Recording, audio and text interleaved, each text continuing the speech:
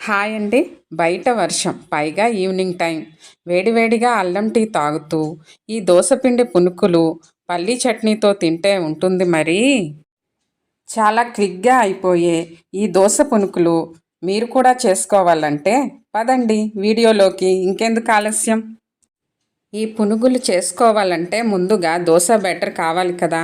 దానికోసం నేను ముందుగానే ఒక గ్లాసు మినపప్పుకి 2 గ్లాసుల వరకు బియ్యం తీసుకొని 5 to 6 అవర్స్ నానబెట్టి గ్రైండ్ చేసుకోవాలి. గ్రైండ్ చేసేటప్పుడు 1 కప్పు అన్నం వేసుకొని గ్రైండ్ చేశాను. రెడీ చేసుకున్న దోశ బ్యాటర్ని 12 అవర్స్ ఫర్మెంటేషన్ కోసం ఉంచాలి. ఎంత బాగా పిండి ఉరిమితే అంత బాగా వస్తాయి పునుకులు. ముందుగా 1 కప్పు దోసపిండిని తీసుకొని దానికి 1/2 కప్పు వరకు మైదా పడుతుంది. దోసపిండి గట్టిగా ఉంటే ఎక్కువ మైదా అవసరం పడదు. అదే లూజ్గా ఉంటే చూసుకొని మైదా వేసుకోవాల్సి ఉంటుంది. మైదా పిండి వేసిన తర్వాత కొంచెం జీలకర్ర, కట్ చేసుకున్న ఆనియన్స్, పచ్చిమిర్చి, అల్లం ముక్కలు, అలాగే కట్ చేసుకున్న కొత్తిమీర, కరివేపాకుని, ఇంకా తగినంత సాల్టు, 1/2 టీ స్పూను బేకింగ్ సోడాని వేసుకొని బాగా వీడియోలో చూపిన విధంగా కలుపుకోవాలి. ఇలా పిండిని ఎంత బాగా కలుపుకుంటే అంత సాఫ్ట్గా వస్తాయి పునుకులు.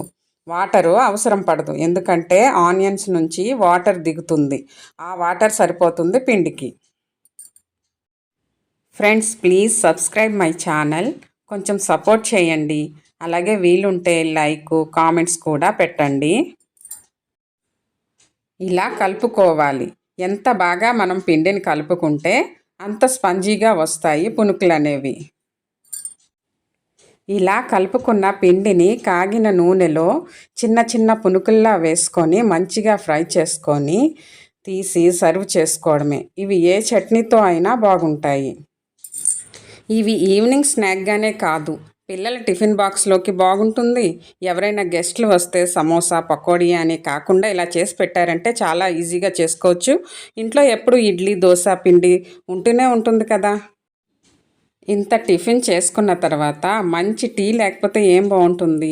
నేను ఇక్కడ అల్లం టీ చేశాను.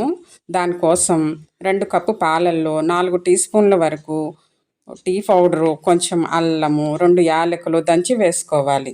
సరిపడా షుగర్ వేసుకొని మరిగించుకోవాలి. గుర్తుంచుకోండి, టీ ఎప్పుడైనా సరే ఎంత మరిగితే అంత బాగుంటుంది టీ టేస్ట్. ఈ వీడియో కనుక మీకు నచ్చినట్లయితే సబ్స్క్రైబ్ చేసుకోండి. అలాగే లైక్ కూడా ఇవ్వండి. Thank you. బాయ్.